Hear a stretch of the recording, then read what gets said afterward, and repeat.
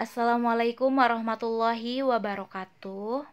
Alhamdulillah, sekarang pelajaran pendidikan agama Islam dan budi pekerti dengan materi baru, yaitu bab kedua mengenai iman kepada Rasul-Rasul Allah Subhanahu wa Ta'ala. Adapun kompetensi dasar pembelajaran kita kali ini yaitu 1.15, meyakini adanya Rasul-Rasul Allah Subhanahu wa Ta'ala. 2.15, menunjukkan perilaku saling tolong-menolong sebagai cerminan beriman kepada Rasul Allah Subhanahu wa Ta'ala. 3.15, menganalisis makna iman kepada Rasul-Rasul Allah Subhanahu wa Ta'ala. Kemudian 4.15, menyajikan hubungan antara iman kepada Rasul-Rasul Allah Subhanahu wa Ta'ala dengan keteguhan dalam bertauhid, toleransi, ketaatan, dan kecintaan kepada Allah Subhanahu wa Ta'ala. Iman kepada Rasul-Rasul Allah. Iman adalah yakin atau percaya. Sedangkan Rasul-Rasul Allah adalah manusia pilihan yang diutus oleh Allah Subhanahu wa Ta'ala untuk menerima wahyu agar disampaikan kepada umat. Hal ini berbeda dengan Nabi. Nabi juga diberikan wahyu oleh Allah Subhanahu wa Ta'ala untuk dirinya sendiri dan tidak mempunyai kewajiban untuk menyampaikan kepada umatnya. Kalau Rasul kan yang tadi diberikan wahyu oleh Allah Subhanahu wa Ta'ala agar disampaikan kepada umat manusia supaya dijadikan pedoman hidup. Mengenai jumlah nabi dan rasul, Imam Ahmad meriwayatkan hadis dari Abi Dzar radhiyallahu anhu bahwa Rasulullah Shallallahu alaihi wasallam ketika ditanya tentang jumlah para nabi, beliau menjawab, jumlah para nabi adalah 124.000 nabi, sedangkan jumlah rasul yaitu 315. Sementara At-Tirmidzi meriwayatkan hadis dari Abi Dzar radhiyallahu anhu bahwa menjelaskan bahwa Rasulullah Shallallahu alaihi wasallam menjawab, jumlah para nabi adalah 124.000 nabi, sedangkan jumlah rasul adalah 312. Di antara jumlah rasul 112 ada 5 nabi yang mendapat gelar ulul azmi, yaitu yang pertama ada Nabi Nuh alaihi salam, yang kedua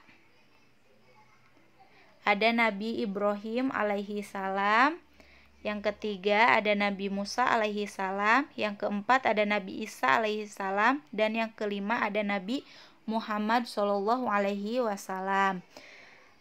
Mereka disebut ulul azmi karena mereka mengalami banyak cobaan dan penderitaan ketika menyampaikan ajaran Allah. Oleh karena itu, atas ketabahan dan kesabaran mereka, Allah menganugerahi mereka dengan gelar ulul azmi. Yang pertama Nabi Nuh alaihi salam. Nabi Nuh mendapat mukjizat, yaitu membuat perahu besar. Perintah membuat perahu besar datang dari Allah Subhanahu wa Ta'ala. Perahu Nabi Nuh dapat dinaiki makhluk beriman dan menyelamatkan mereka dari banjir yang besar. Yang kedua Nabi Ibrahim alaihi salam. Nabi Ibrahim memiliki mukjizat, yaitu tidak hangus ketika terbakar oleh api. Saat itu Nabi Ibrahim alaihi salam dilemparkan ke dalam kobaran api, namun panas api itu menjadi dingin dengan izin Allah Subhanahu wa Ta'ala. Yang ketiga Nabi Musa alaihi salam. Mukjizat daripada Nabi Musa alaihi salam yaitu tongkat yang dapat berubah menjadi ular. Tongkat Nabi Musa dapat membelah Laut Merah sehingga dapat diseberangi. Yang keempat yaitu Nabi Isa alaihi salam. Mukjizat Nabi Isa adalah dapat menghidupkan yang mati dengan izin Allah Subhanahu wa taala. Selain itu, Nabi Isa dapat berbicara saat baru berumur beberapa jam saja ketika dilahirkan. Nabi Isa dengan lancar mengenalkan dirinya kepada seluruh masyarakat pada masa itu. Mukjizat tersebut diberikan oleh Allah Subhanahu wa taala untuk melindungi ibunya yaitu Siti Maryam dari fitnah lingkungan di sekitarnya, bahwa Siti Maryam melahirkan Nabi Isa alaihi salam tanpa seorang ayah. Selanjutnya Nabi Muhammad Shallallahu Alaihi Wasallam. Mukjizat yang diberikan kepada Nabi Muhammad Shallallahu Alaihi Wasallam adalah peristiwa Isra Mi'raj. Selain itu, Nabi Muhammad juga diberikan keistimewaan berupa kitab suci Al-Quran. Al-Quran dijadikan pedoman hidup manusia di dunia.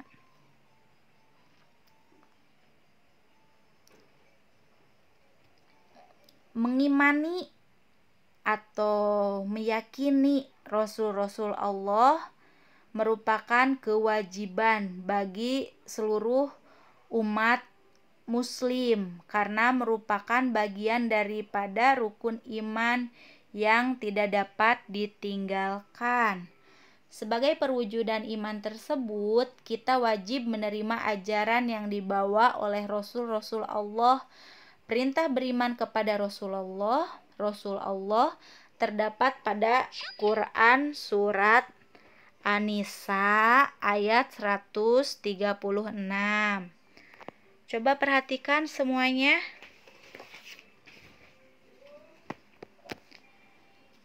A'udzu billahi minasyaitonir rajim.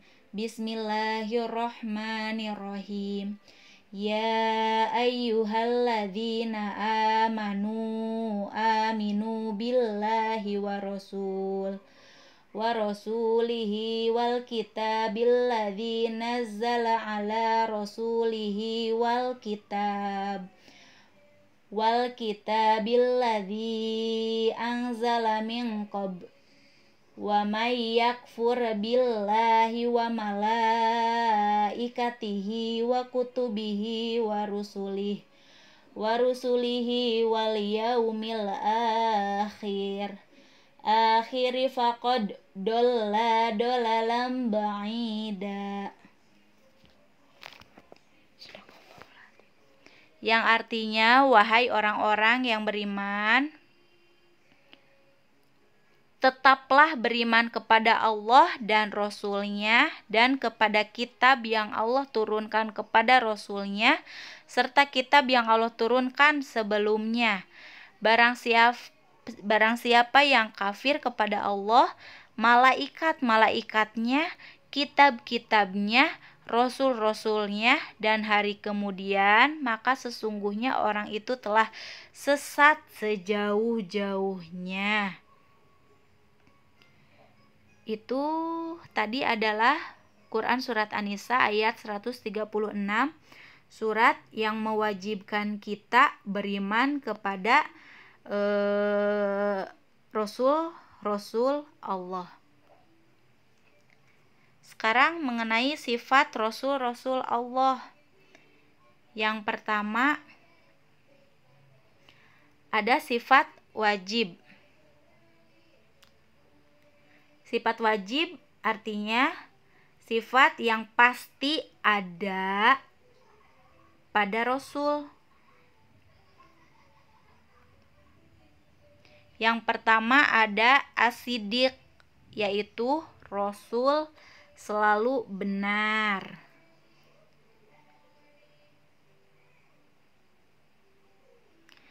Hal ini sesuai dari Quran surat Maryam ayat 41 yang artinya, dan ceritakanlah Muhammad kisah Ibrahim di dalam kitab Al-Quran. Sesungguhnya dia adalah seseorang yang sangat membenarkan seorang nabi.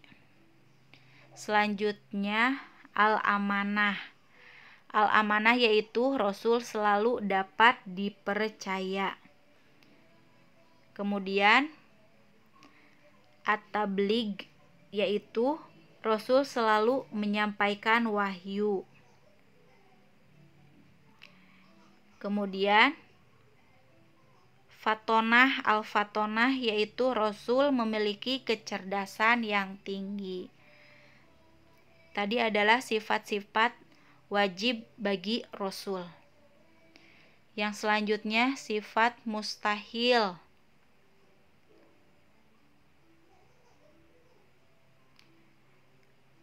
Yang pertama al-kizib, yaitu mustahil Rasul itu bohong atau dusta. Semua perkataan dan perbuatan Rasul tidak pernah berbohong atau berdusta. Kemudian al-khianah, yaitu mustahil Rasul itu khianat. Semua yang diamanatkan kepadanya pasti dilaksanakan. Kemudian al-baladoh, yaitu mustahil Rasul itu bodoh. Meskipun Rasulullah SAW tidak bisa membaca dan menulis, tetapi ia pandai. Kemudian sifat zaiz. Sifat zaiz bagi Rasul adalah sifat kemanusiaan, yaitu al-ardul basyariyah. Artinya Rasul memiliki sifat-sifat sebagaimana manusia biasanya. Seperti Rasul itu memiliki sifat rasa lapar, rasa haus, rasa sakit, rasa tidur, sedih, senang, berkeluarga, dan lain sebagainya. Bahkan seorang Rasul tetap meninggal sebagaimana makhluk lainnya.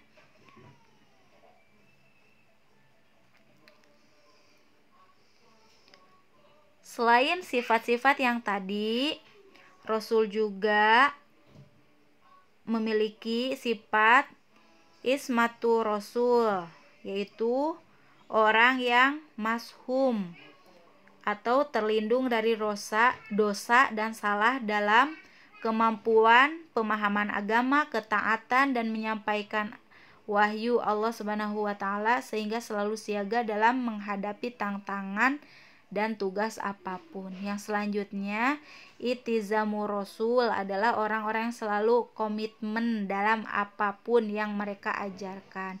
Mereka bekerja dan berdakwah sesuai dengan arahan dan perintah Allah Subhanahu wa Ta'ala. Cukup sekian materi pertama pada bab kedua ini. Ibu harapkan kalian dapat memahaminya. Apabila ada yang ditanyakan, silahkan tanyakan lewat WhatsApp. Untuk minggu depan kalian akan belajar dengan Ibu Ika, yaitu mengenai tugas Rasul Allah Subhanahu wa Ta'ala dan hikmah beriman kepada Rasul Allah Subhanahu wa Ta'ala.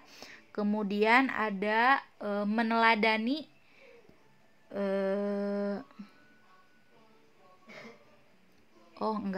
enggak meneladani itu. Jadi cukup tugas Rasulullah SAW dan juga hikmah beriman kepada Rasul Allah Subhanahu wa Ta'ala. Cukup sekian pembahasan dari Ibu. Mohon maaf apabila ada kesalahan. Yang benarnya datang dari Allah dan yang salahnya datang dari diri Ibu sendiri.